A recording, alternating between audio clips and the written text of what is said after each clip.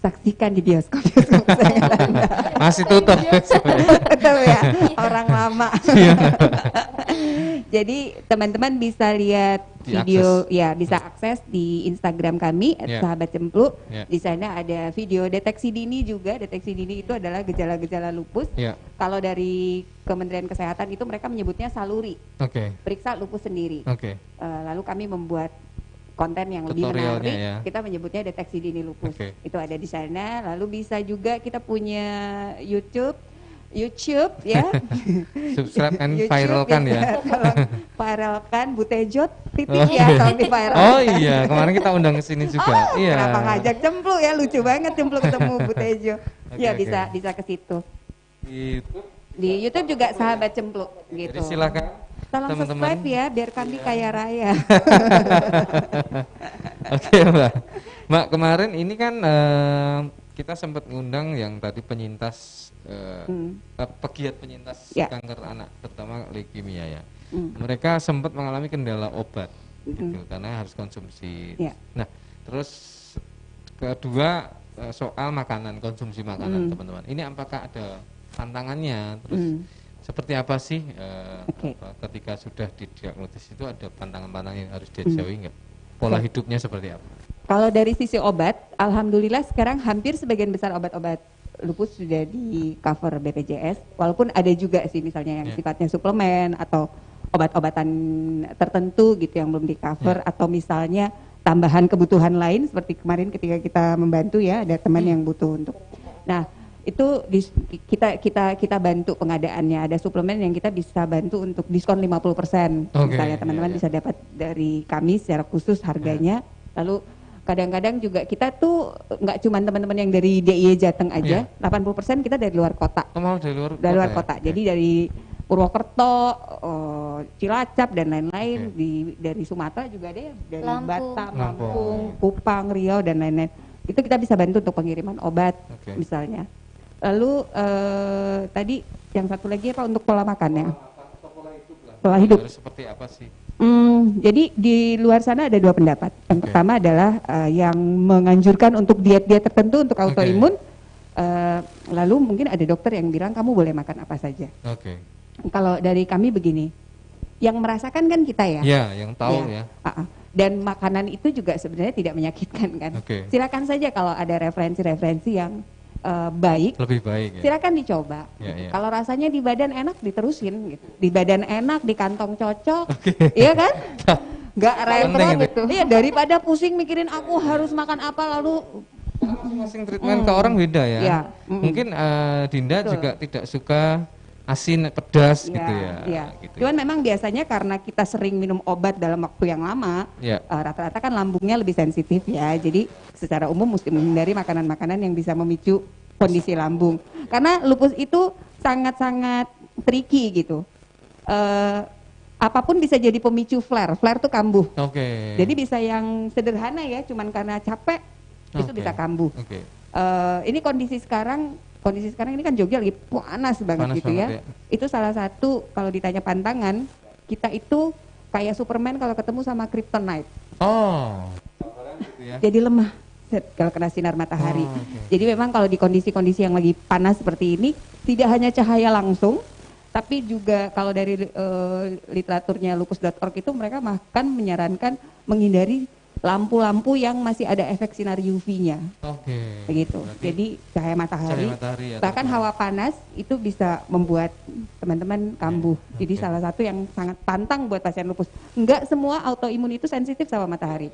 Tapi pasien lupus itu sangat sensitif, dan enggak semua pasien lupus juga ada yang lebih sensitif, ada yang enggak sama matahari. Jadi memang sangat personal lupus itu. Artinya kemudian ketika teman-teman ini menjalani proses penyembuhan ya, maksudnya pengobatan, itu juga meyakinkan ke teman-teman baru bahwa pahami kondisi masing-masing ya. Betul. Jadi yang pertama adalah memahami penyakitnya apa, lalu mulai memahami kondisinya sendiri, and then step by step, pelan-pelan. Perlu diingat bahwa lupus itu bukan penyakit yang sehari, 2 hari, seminggu kayak di iklan minum obat sembuh ya. Prosesnya bisa butuh 1 tahun, 2 tahun, mungkin ada yang lebih cepat. Tapi harus siap bahwa memang pengobatannya panjang. Jadi penyintas mesti sabar, keluarga juga harus siap dengan kondisi itu. Karena kebanyakan tuh di awal pasti pertanyaan gini, sembuhnya kapan ya Mbak? Kira-kira berapa lama ya sembuhnya? Karena semua orang kan pasti ingin segera sembuh. Jadi maraton, autoimun lupus itu maraton. Jadi dari awal harus punya kesadaran itu, lalu menerima, mempelajari kondisi masing-masing supaya kita bisa berdamai dengan kondisi itu. Kita selalu bilang berdaya dan bisa berkarya. Oke. Nah Mbak, di awal Maret berarti ya, pandemi kan di Indonesia langsung naik daun nih, viral ya, kata Dinda tadi. Nah ini gimana perlakuan teman-teman Odapus sehari-hari ini kan menyangkut autoimun. Kalau komorbid harus ekstra hati-hati ya Mbak ya menghadapi pandemi ini, seperti apa Mbak? Memang pada kalau memperhatikan perilaku teman-teman di awal rata-rata semuanya khawatir ya, lumayan sangat khawatir. Saya pun begitu, takut ke rumah sakit. Efeknya kemudian mereka akhirnya takut kontrol. Ya, Dinda sempat takut, takut ya, sempat takut ke rumah sakit karena menganggap di rumah sakit lah ini beredar kan. Sempat ada kondisi seperti itu, tetapi alhamdulillah kita selalu berkomunikasi dengan dokter-dokter yang merawat teman-teman. Jadi memang diusahakan untuk mempermudah supaya bisa mengurangi yang misalnya tidak perlu ke rumah sakit, bisa lewat konsultasi WA dan lain-lain. Juga kita edukasi terus ya tentang SOP keamanan gitu. Perlahan-lahan dari yang tadinya pada takut, akhirnya sekarang sudah kembali normal berobatnya. Cuman memang kondisi yang sempat merepotkan itu adalah ada kondisi kan tadi kita 80% dari luar Jogja ya. Dan teman-teman kalau datang ke Jogja itu kebanyakan menggunakan transportasi gratis, ambulans gratis dari banyak lembaga gitu. Lalu pada kondisi kemarin kan ambulans sempat berhenti, banyak yang berhenti beroperasi. Itu ada sekitar 3 bulan agak repot di sana. Jadi memang efek sosial, dampak sosialnya yang banyak sih Mas ya, kayak keluarga yang kehilangan pekerjaan seperti itu. Nah, silakan teman-teman kembali merespon sebelum kita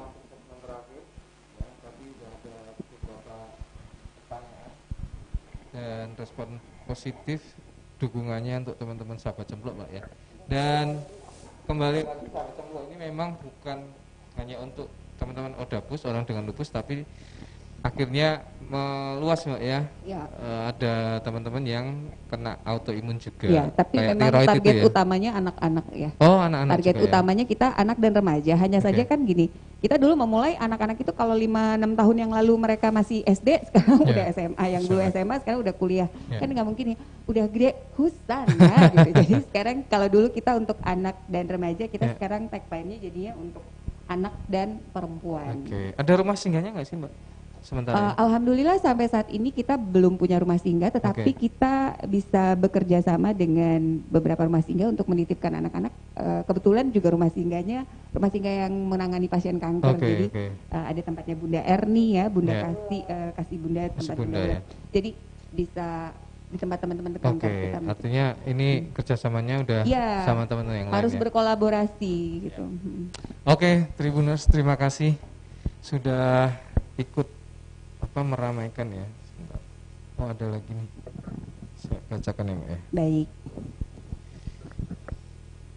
Oh ya, ini ada nih pertanyaan Mbak. Ini saya juga baca-baca nih. Ini rata-rata penyintas lupus ini memang perempuan semua atau ada kasus-kasus tertentu ini juga menyerang kaum Adam? Mungkin Mbak Puput bisa jelasin. Memang perempuan itu 90% ya Mas. 90% itu rata-rata perempuan. Tapi di Cempluk sendiri itu ada 2-3 tiga orang, 3 anak, 3 yang laki-lakinya 3. Usia berapa itu?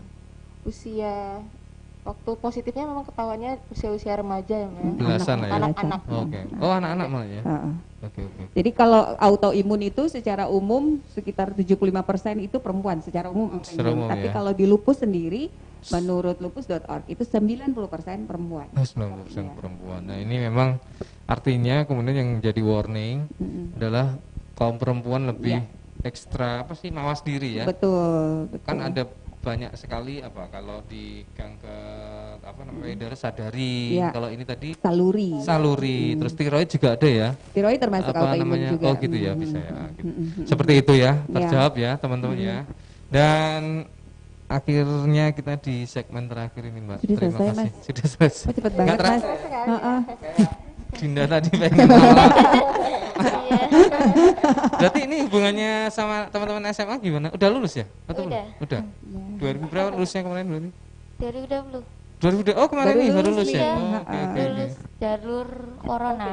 Jalur corona. Ini spesial putrinya Bu Tejo. Oh iya, ini cocok ini Mbak Ozi nanti ketemu diajak main film aja ini. Oke, Mak. Berarti masih sama teman-teman masih hubungan baik ya? Bukan pada ke rumah enggak? Belum pada tahu rumah. Oh, iya. Mas Yuda mau ke rumah? Ya boleh, nanti kita kapan-kapan ngobrol-ngobrol ya. Boleh. Kita literasi, saya juga pengen ikut ya. Kita ngobrol aja. Terima kasih Tribunas atas atensinya pagi ini ya dengan teman-teman sahabat Cemplok, Mbak Ian, Mbak Uwut, Mbak Dinda, dan teman-teman lain ya. Ada 2 personil lagi ini. Mbak siapa? Mbak Winda, Mbak Siwi. Dan silakan juga tadi diklik di akunnya sahabat Cemplok ya. Live juga di situ. Kalau ketinggalan informasi bisa langsung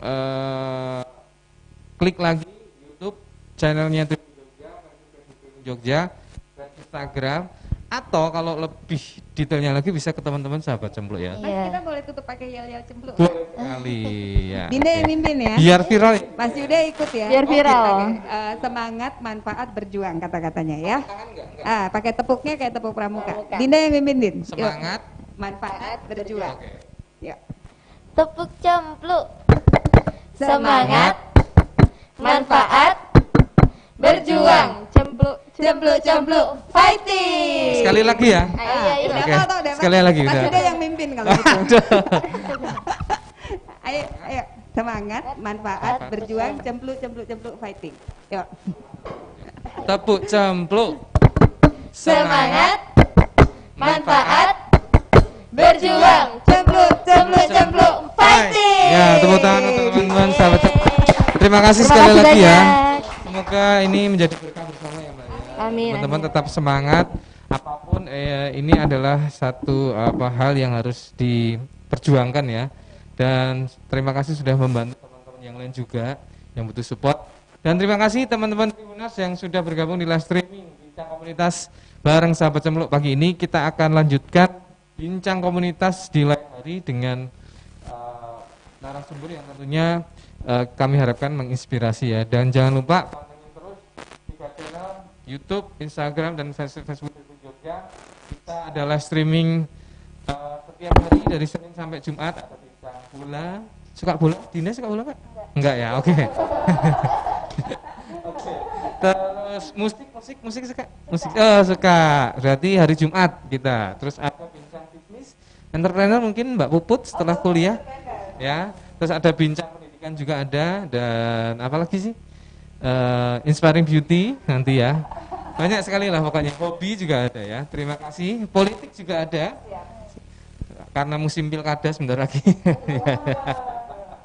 Oke, terima kasih. Dan ini rapat kerja juga Mbak, ada Mas Bram, Mas Palopo, Mas Hamim, Mas Moya, sama adiknya tadi Mas Pandu. Oh ya, terus Mbak Levina, thank you ya atas kerjasamanya selama ini ya. Semoga kita juga tetap survive ya di dengan konten-konten yang lebih kreatif.